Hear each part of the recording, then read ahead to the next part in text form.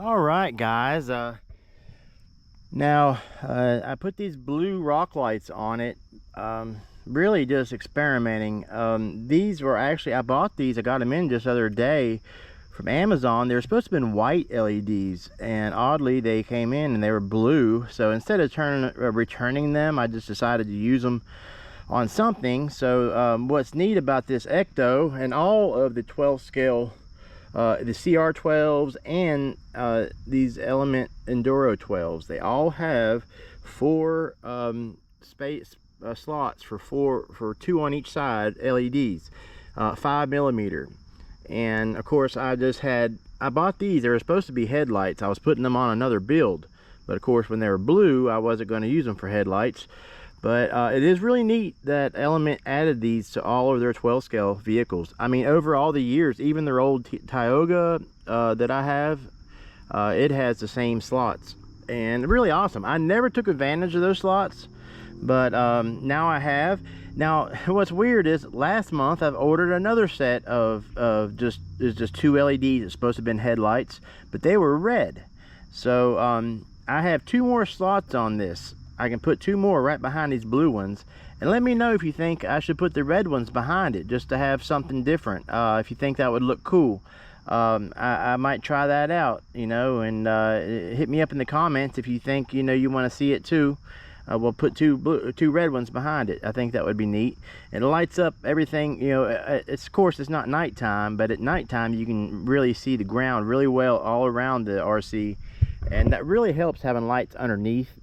Along with, of course, you need lights to see where you're going forward, but underneath for when you're getting over obstacles, and you know you need to steer, and you got to get your rear wheels to catch certain areas.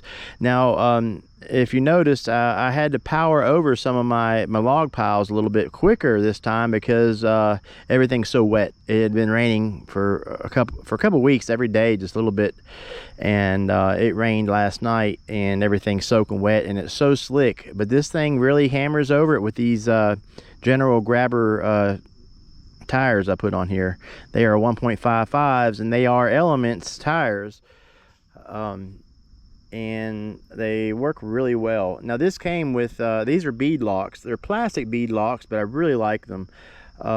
Element put these tires on their 10th scale SUV, the Element the Trail Runner. But of course I changed my Trail Runner all around, so I had these as spares, and these are a wider, like a thicker tire than the ones that came stock on this. And also they're bead lock. The 1.55s that came stock on this, they are nice and they're good trailing tires, but they were more narrow. I like the looks of these better and the style, and those were glued. These are airtight, so you can run through water, don't have to worry about it. The stock ones were vented, so if you run through water you got to worry about foam rot, because you're going to get water inside those, and it doesn't seep out of those tires easy at all. Now these tires, I don't have to worry. I can run through water. I can go submarine style with this thing and not have to worry about getting any water in the foams. That was my main objective of putting them on here. Also, this tires are siped, and siped tires always do great for me on any kind of obstacle, whether it's rocks or any kind of roots and logs. But anyway, I'll quit rambling on about that. This thing is just an excellent little machine. And what I did is I backed the whole body with black duct tape, and I just put one layer all the way over it, so any kind of lights underneath don't show through, and because it will bleed through, even though, yeah, it is painted red, but it has a white backing and the lights did like to shine through. But yeah, I use black duct tape, and what that does is usually I used to use shoe glue all the time. That makes an excellent, but that's an overkill. This thing really didn't need it for protection, but it strengthened the body more. I don't have to worry about it cracking and or anything. But I mean, it's just a crawler, so it doesn't need a whole lot of strength anyway in the body. But regardless, I did that. Of course, I added the LEDs in the front, added the LEDs on top. This whole light bar I put on there. I used just zipper ties and to hold the light bar on in place, And I found a on Etsy a seller that makes 3D printed mounts for full-size servos. And so I got for the Element 12 scales, Enduro12s, and so I ordered one of those, and I was able to install this 40 kilogram Hobby Fans 8.4 volt max servo, and that's excellent. So it's plenty of strength. I mean, this comes with like a 6 kilogram servo, I think a 3 kilogram servo, a really weak servo, and it's a mini servo.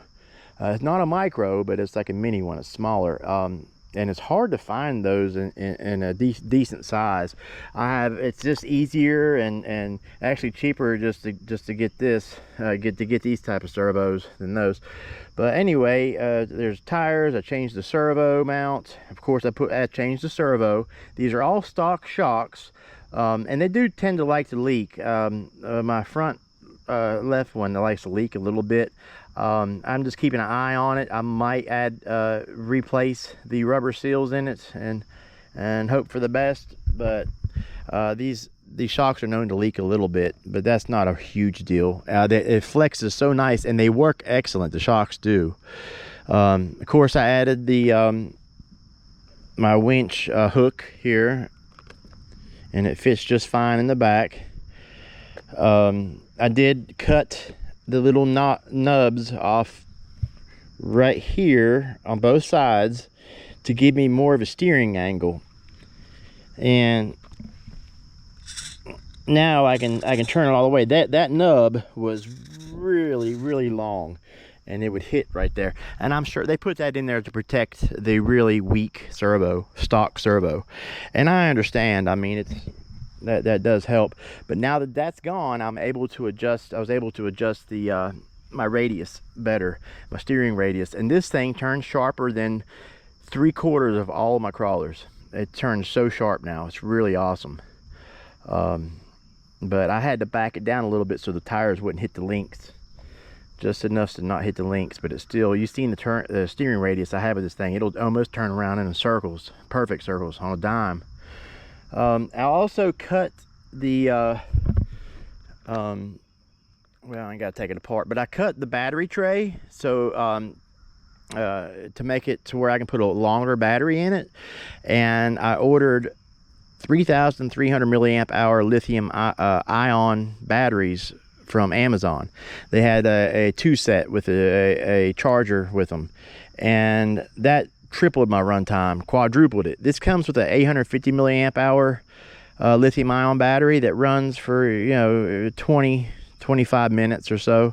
Well, this thing will run for over an hour now, and it's just really awesome. And I don't mind the power of lithium ion. I could have put a lipo on here, but you've seen the wheel speed I have. I got plenty of speed, plenty of power, and I just like using lithium ion for the simple fact is it's less maintenance.